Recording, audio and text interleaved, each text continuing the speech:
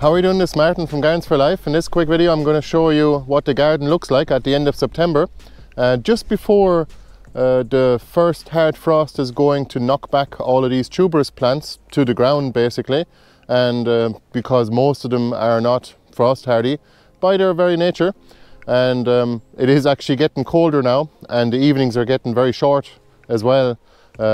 As you can see, I'm even wearing a jacket today. It's not just for show, it is kind of cold today, which was unthinkable a few weeks ago when we were walking around here with shorts and t-shirts. As some of you will know, this time of year in September we actually open up the website to pre-sales of the winter selection. A good few different bits and pieces on the website now, especially tubers and cuttings and bare root plants.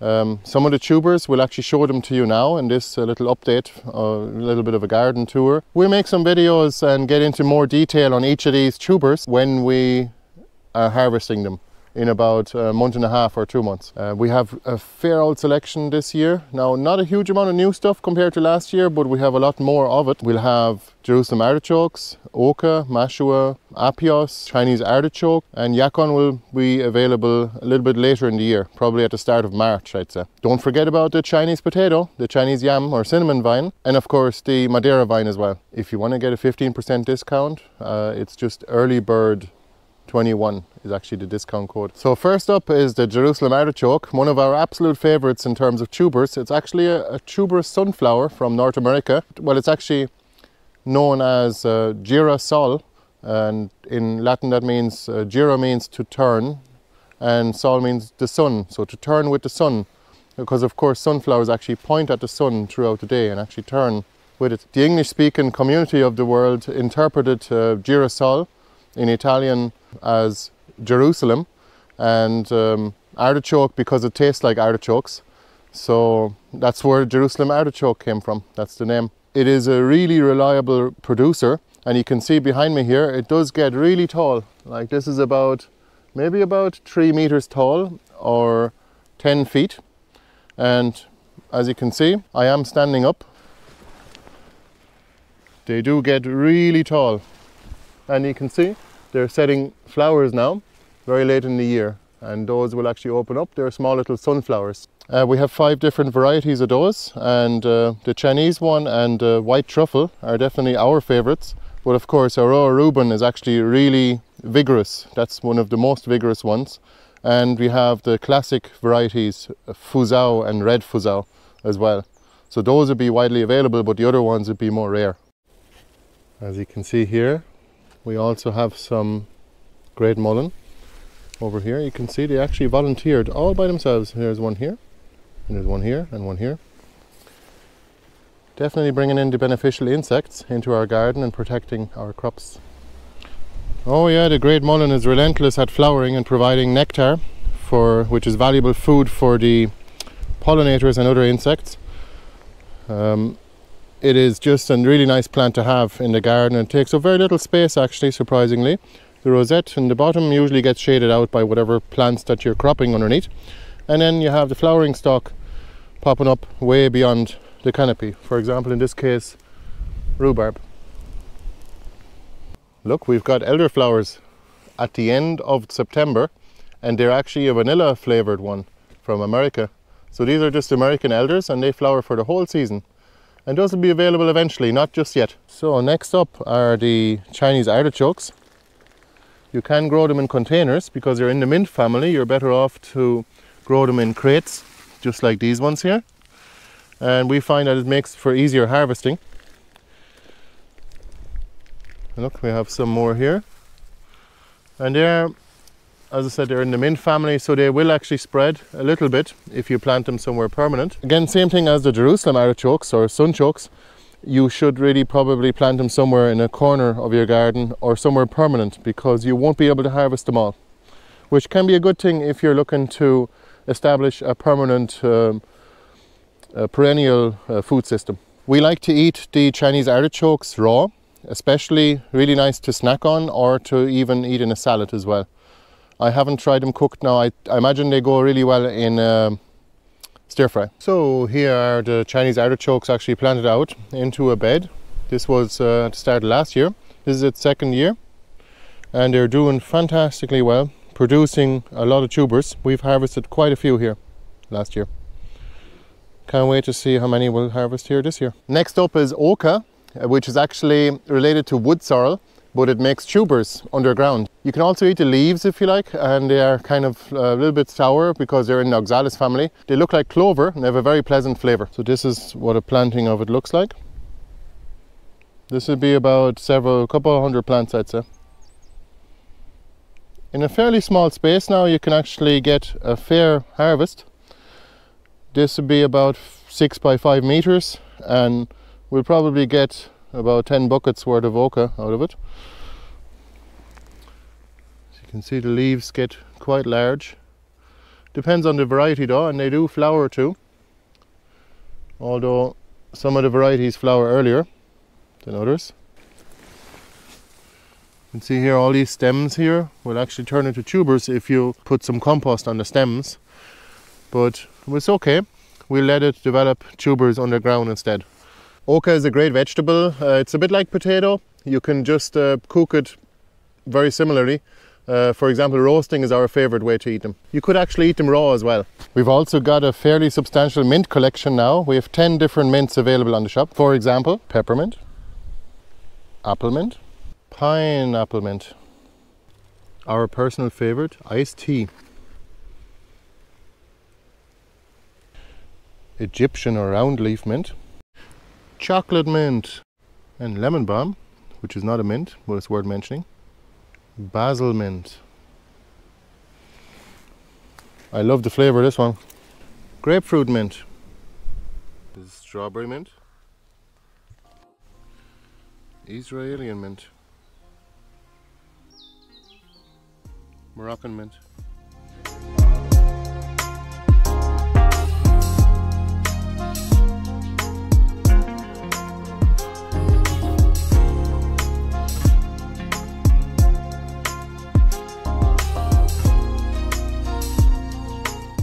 Next up is Madeira vine. I think you can grow it outdoors just as well as indoors, but we just haven't tried properly yet. This year we actually planted up half a bed outside, and let's see how they did. Fantastic vegetable, just as a spinach replacement. Even you can harvest the leaves anytime during the growing season, and you can just eat them raw. It's actually got a really nice flavour, kind of a crunchy texture. The tubers are edible too, but those are only harvested in the winter time after the plant dies back completely. We find that we get really big yields inside the greenhouse. We will see about those outside yet. It just produces an abundance of leaves. Look at that.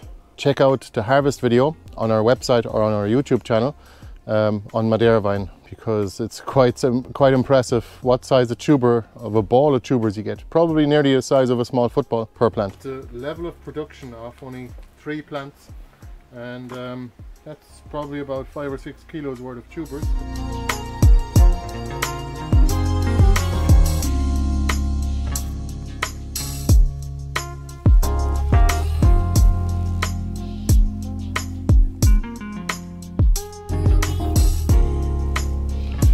Maybe we'll get seed this year for apios. What a great plant. We love apios. It's actually called groundnut. It's from the North Americas, and it's also known as Apios americana, and it produces small tubers this size after the first year, and those all get bigger after the second year and third year. You can harvest it if you want to in the winter time, but you don't have to. You can leave it somewhere in a perennial food system or like a forest garden and just let them grow. We find they do much better in the greenhouse though, where there's a bit of heat and shelter, but I'm sure they'll be okay outdoors too. Harvesting the apios tubers is actually my favourite job in the garden. It's the most satisfying of all, apart from harvesting potatoes, of course. You look a bit like a sausage link. They're along a string, and you can actually just cut those off if you were to propagate the plant by simply taking the tubers and planting them elsewhere. Really productive plant. Will do much better. It'll give you much better yields after the second year or the third year. But even after the first year, you can get plenty of tubers to propagate it yourself in your own garden, and you'll have it forever. It's actually a really nice flavour. It tastes just like a cross between a hazelnut and a walnut, I think. Here's another version of the Apios plant. This is actually almost extinct though. This one is called Apios priceana, and it makes a one big tuber instead of many small ones. And we're hoping it will grow. It's been here for 2 years. Last year it didn't even start growing from transplant shock. Hopefully we'll get seeds for that in the future. And we'll check out the fig trees. They're coming on. More fig trees. Next up is the Chinese yam or Chinese potato. It's actually perennial. It's also known as cinnamon vine because the flowers smell like cinnamon. It grows into a fairly large potato after 1 year. It's about half a kilo. After 2 years it can go to about 2 or 3 kilos, and it can apparently reach up to 20 kilos if left for long enough. These are the flowers. Hopefully we'll get some little aerial tubers. And you can see the leaves. They look very different from Madeira vine, for example. Definitely a vegetable worth growing. We'll grow some of them outdoors. Let's see how they yield. Mashua is actually a tuberous nasturtium. It produces quite large spicy tubers, which you can grate into a salad. Or you could just leave them in the ground and you have a perennial salad crop, because these leaves here are actually really tasty. They taste just like nasturtiums, but without the spiciness. So the tubers are spicy, but the leaves are not spicy at all, and they're really mild. They make for a really great salad crop throughout the growing season. Mashuas, just like most of the other crops that I've just shown you, have absolutely no natural pests, and they die back in the winter too with the frost. That's why they produce tubers in the first place, because they must come from the mountains too in the Andes. Totally reliable cropper, no issues with blight or anything like that. Mashua is an excellent plant for planting into a forest garden or somewhere in a permanent spot in your perennial food system. Check that out. This is one Mashua plant planted right in the middle there, and it's actually taken over a whole bed, so I think it's going to produce about 30 or 40 tubers. These are zebra mallows and wood mallow and marshmallow. These are oxalis iron cross. The Portuguese kale is just flying it. We're going to have that all winter now, and we'll be able to make soups from it or feed it to the chickens. Here's another bed of Portuguese kale. Let's not forget about the horse chestnut trees. Last year they sold out.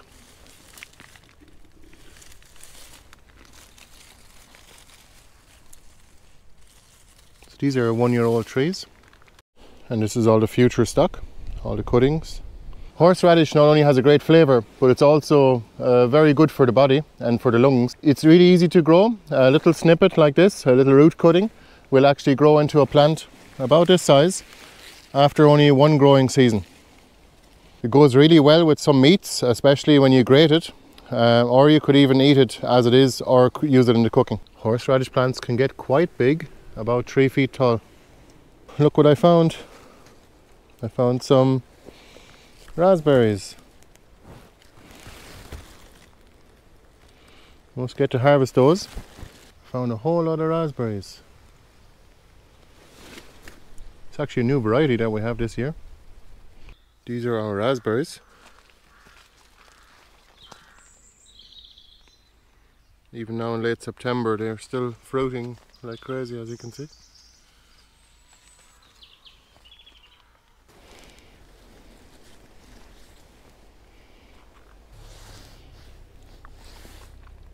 Raspberries are our favourite. One of the favourite berry fruits anyway. By the way, we have raspberry plants, bare root, available on the website too. But just to give you an idea of size of plant after 1.5 years, this is actually, this plant here is quite large now. It has about 10 canes, and it was grown from one little small little plant. Our fast growing willow cuttings are also available. We've been growing our shelter belts and hedges, and of course the willow arches and willow igloos even. They grow incredibly fast. They grow to about 12 foot or 3.60 meters in the first year if you mulch them. And the hedge you can see here in the video is actually only 3 years old. If you smother the grass and actually mulch the willow cuttings when you plant them, you will actually get phenomenal results. They will actually grow to about this size in only 2 years. remember that willow arch from the beginning of the video when there was actually snow last winter.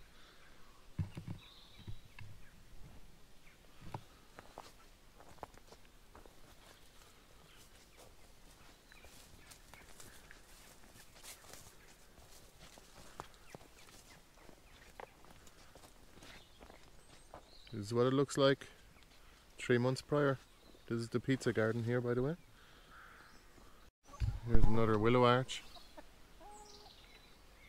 And we're going to take all those off as cuttings and plant them elsewhere. We love our willow arches here. We even had birds nesting in them.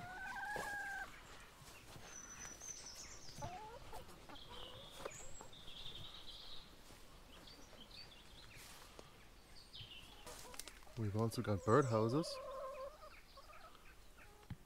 We also have these kind of birdhouses available on the website. Next up, strawberries. Probably the easiest one to grow in the understory of fruit trees, especially if you have mulched your garden with wood chips. I find that they just send off the runners in every direction, and they root readily into your actual wood chips as a growing medium with the compost underneath, and they do fantastically well. You can also grow them in containers, which they do really well in, because you can keep them near the house as well, where the birds won't actually take them before you do. This is actually Pegasus. We have a fantastic crop of Cambridge Favourite, very vigorous plant. We have 12 different varieties of strawberries bare root available on our web shop if you want to take a look. We also have a review of all those varieties on our YouTube channel or on our website as well. So what type of flower is that, do you think? It looks like a daisy, and it is related to the daisy, I believe. This is yacon. It's a really nice vegetable, to eat raw, or you could make syrup from it too. For diabetics, it's a really good sweetener. And the leaves get quite exotic. You can see you can get quite large depending on the variety. And they're very frost sensitive, so once the first frost comes, that'll all die back to the ground. As you can see, this is the white variety.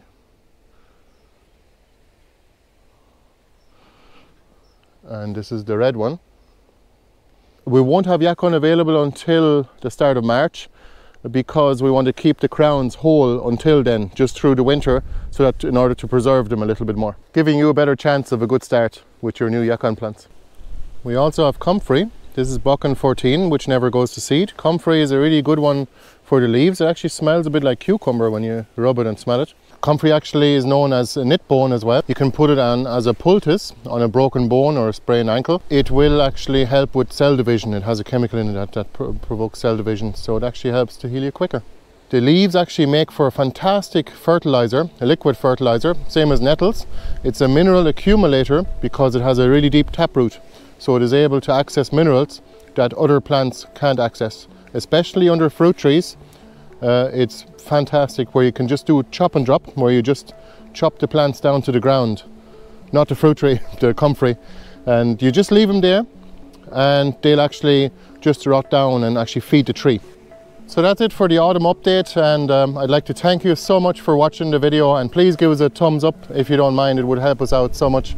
And please do check out our web shop. We ship anywhere in Ireland and Europe. Don't forget the pre-sale is on now.